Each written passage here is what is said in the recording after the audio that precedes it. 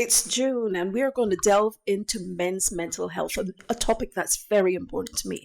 I'm Zana, otherwise known as Sue, but you can call me either, and this is Let's Have a Chat.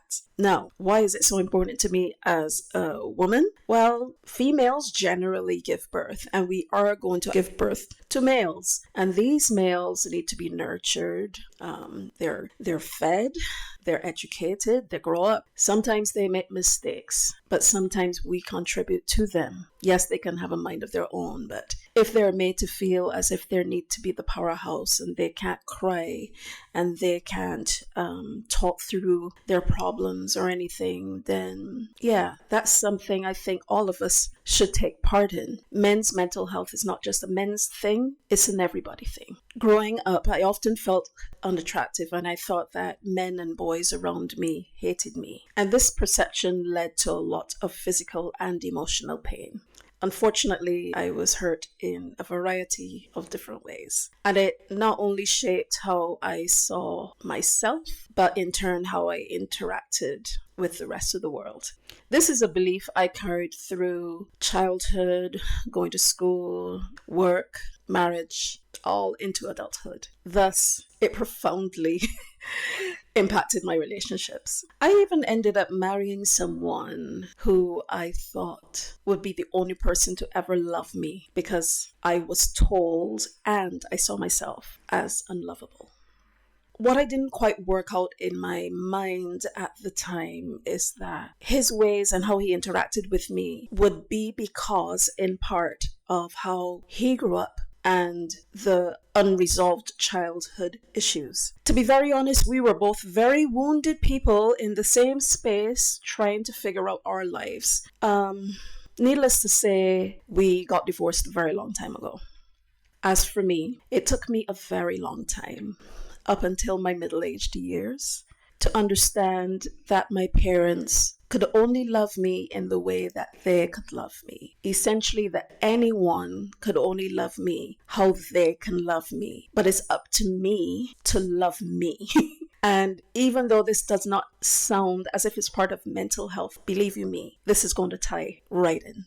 This journey of self-discovery and healing was crucial. It actually taught me firsthand that we as individuals need to work on our mental health first and throughout our lives before we have the capacity to connect with others in a meaningful way. For instance, I had to learn to forgive myself and my parents when it came to trying to figure out when they would apologize to me for all the things that I had gone through with them. Understanding, in fact, that they could only do what they could do with what they had, not only physically and materially, but emotionally and mentally. As a woman, my mum, and a man, my father. This realization transformed how I saw them, and that in turn affected how I see life in general and interactions with human beings. I began to see that the love and the validation that I sought, even from way back then, from others, had to start with me and from within. I believe that just as I had that realization, we all need to have that for ourselves, including our men.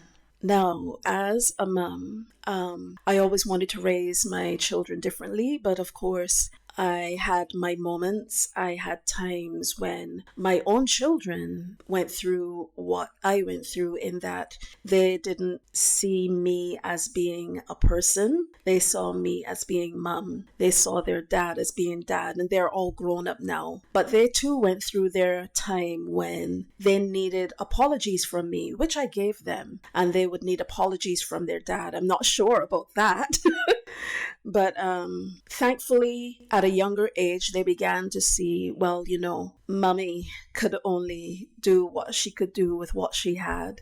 Daddy could only do what he could do with what he had. But it doesn't mean that they don't love me. Even before that realization that they had, I always made a point of having healthy conversations with them, even the hard conversations where I would need to listen to them complain. and I would actually be at fault. And especially for my son, being a young man, letting him feel validated in saying what he had to say so that he wouldn't feel the need to swallow it and gulp it down and keep it inside. Being able to be heard, being able to cry, to laugh, to be frustrated, to be annoyed, to just be silent, to have the courage to say something. All of these things are signs of courage and strength. And these are the things I always wanted to give to my children. And I think up to this day, now that they're the ages that they are, they will say that we are definitely on that path. That is a path that will never end.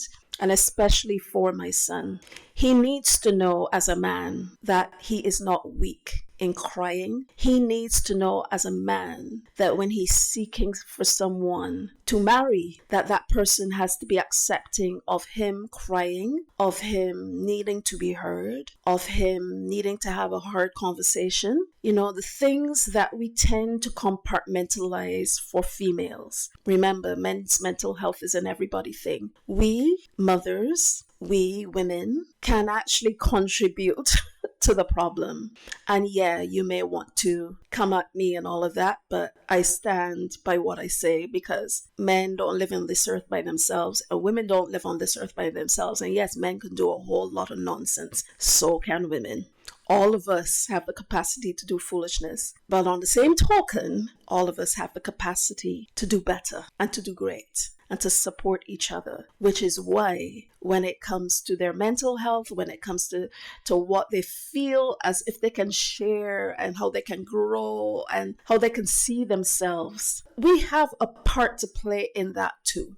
I strive to create an environment of safety when it comes to expressing emotions and saying things that would be hard for me to hear.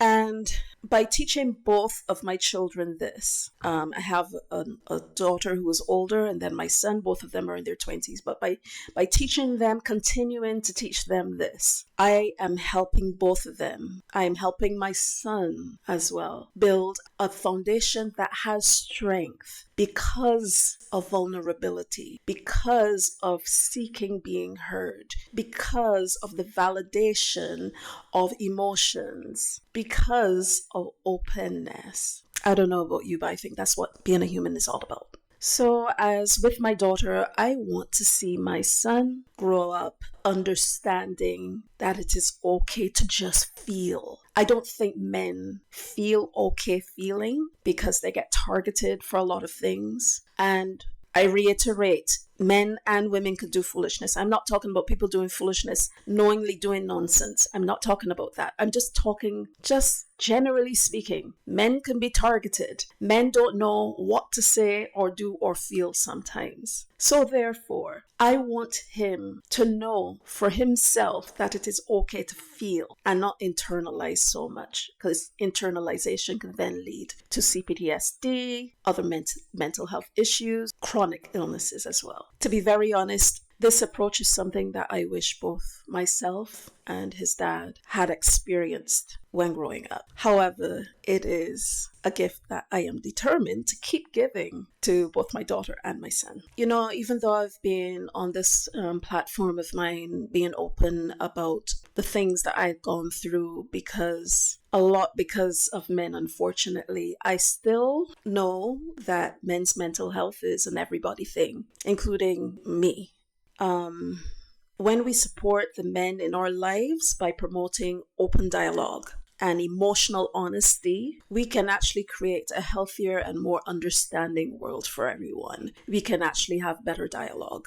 We can actually avoid situations from escalating. You know, the world teaches men to be stoic. Hey, men teach men to be stoic as well. All right, see? But we in general go on to teach men to be stoic and to hide their feelings and to man up. You know that term, right? But of course, this doesn't help anything because this has ended up being more damaging. So instead of avoiding escalations, we've run straight headlong into them. Men have run headlong into them. So when they even get into the escalations, they do not even know how to navigate out of them. And the frustration grows, the anger grows, the animosity grows. It prevents them from seeking the help then that they need. We desperately need to change this narrative and yet again know that vulnerability is a strength and not a weakness. What do you think about all of this? Have you ever gone through anything because of a man in your life? Do you support men's mental health? Like, subscribe, do all the things that you know that you should do in order to continue the destigmatization of mental health. And yeah, do all the do in the scoobity-doo down below. I have 4 very important facts for all the men, all right? Take this into consideration, and I have this in some of my shorts as well. 1, it is okay to be vulnerable, right? Again, vulnerability is a strength, not a weakness. Get that in your head. 2, it is okay to cry, and you do not have to hide in a corner to do that either. You have emotions. Normalize that in your brain, that it is okay to have emotions. It's a good way to release those feelings. 3, you don't have to always feel strong. Actually, in moments of weakness, it is really cool to actually say something, because in that is definitely a strength. Means you have courage. And 4, it is okay to lean on people. Okay, lean on people that you can trust. Those that you can see are actually interested in your well-being. You know, they say that men don't like to go to doctors, right? But you can. You can seek help that way too. All right? Every single one of us on this planet has the power to make a difference. But we have to start with ourselves. By fostering environments where men feel safe, yes, feel safe to express their emotions. This can actually contribute to a more stable and compassionate society. Imagine that. Let's keep listening, talking, and understanding each other, right? Being more empathetic, because together we actually can make a difference if we try. Goodness knows this world needs it. I'm Zana, otherwise known as Sue, but you can call me either, and this was Let's Have a Chat. I'll see you in the next video.